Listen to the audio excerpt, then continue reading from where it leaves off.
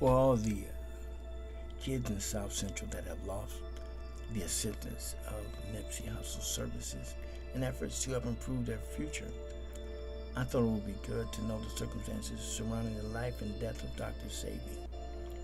The doctor, the Dr. Sebi, which is the documentary that Nippsey Hussle was working on when his life was cut short. I believe that Nippsey Hussle would have used the proceeds from the documentary to further assist youth in the Los Angeles area. Since Dr. Sebi used water in his healing therapy, I will start there. The Pool of Bethesda. The Pool of Bethesda is a pool of water in the Muslim quarter of Jerusalem on the path of the Beth Zeta Valley. People would wait for the angel to stir the water and then jump in, hoping to be cured of all their diseases. Then you have the Fountain of Youth, whom Juan Ponce de Leon searched for. He looked for that pool for many years. The Fountain of Youth was a spring that supposedly restored the youth of anyone who drinks or bathes in its waters. Tales of such a fountain have been recorded across the world for thousands of years, appearing in writings by Herodotus, 15th century BC, the Alexander Romance, 3rd century AD, and also the stories of Prester John, which focus on early crusades during the 11th and 12th centuries AD. You also have the Golden Chalice, which was supposed to contain the blood of Jesus. If you drank from it, you would live forever. Now you have Dr. Sebi. Dr. Sebi's herbal remedies, which uses water with a high alkaline content. Dr. Sebi, aka Alfred Bowman. Dr. Sebi was not a real doctor. He had no formal medical training. He did work exclusively with herbs. He founded Dr. Sebi's Research Institute.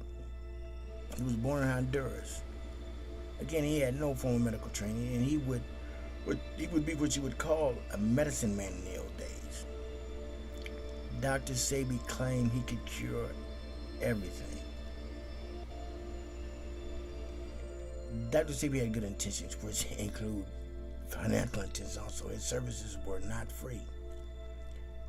Now, saying that there are herbal remedies for different ailments. There are many professional licensed herbalists out there that have enjoyed great success helping people with ailments. Dr. Sebi did not diagnose diseases. If you were already diagnosed with a disease by a medical professional, Dr. Sebi stated that he could cure it for a fee. Dr. Sebi only sold cures. The vegetarian diet, which he promoted religiously, it is very effective in maintaining your health. Fasting is a very effective way to clean your body. Though Dr. Sebi was not a real doctor, herbs, fasting, herbal baths, and dieting does work. What happened to Dr. Sebi? Well, as you all know, he died. He died in a Honduras prison from pneumonia. And everybody was skeptical about the death of Dr. Sebi. Why was Dr. Sebi be in prison anyway? Well, that's a long story, which I can begin to tell you where Dr. Sebi's trouble started. And they began in New York, based upon claims that Dr. Sebi had made. And I'm quoting from Shirley Stark, a member of the Consumer Fall section in New York. As she recounted the acts of Dr. Sebi, she stated, "A particular glaring example of unsubstantiated therapeutic claims made for herbal supplements occurred a few years ago when the USHA Herbal Research Institute, run by a self-styled nutritionist calling himself Dr. Sebi, advertised in the Village Voice and the Amsterdam News that AIDS has been cured by USHA, and that they also specialize in cures for leukemia, sickle cell anemia, herpes, lupus, and other diseases, for an initial fee of $500 and $80 for each additional visit. Patients were told they could be cured of AIDS and other diseases. Well, Dr. Sebi was formally charged and sued. He went to court. He chose to sell out of court. The main reason he was not found guilty of practicing medicine without a license is he never examined the patients and told the patients what type of disease they had. So what Dr. Sebi did was he entered into a consent judgment, and I'm not going to get into all the details of the case, but the order of the court, the partial order of the court read like this: the consent judgment prohibits the Oregon Herbal Research Institute, DBA, USHA, Fig Tree Products Company, Alfredo Bowman, Ma Bowman, and their successors, Hares and the Signs, from 1, claiming their products or services could cure, relieve, or alter in any way the course of AIDS, herpes, leukemia, sickle cell anemia, lupus, or any other human disease or physical conditions. 2, distributing or advertising such products.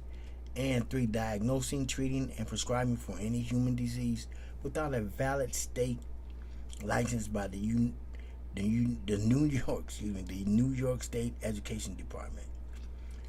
Also, the court ordered Dr. Sebi to place ads in the New York Amsterdam News offering a full refund to anyone who claimed she or he was dissatisfied with any of the respondents' products or services.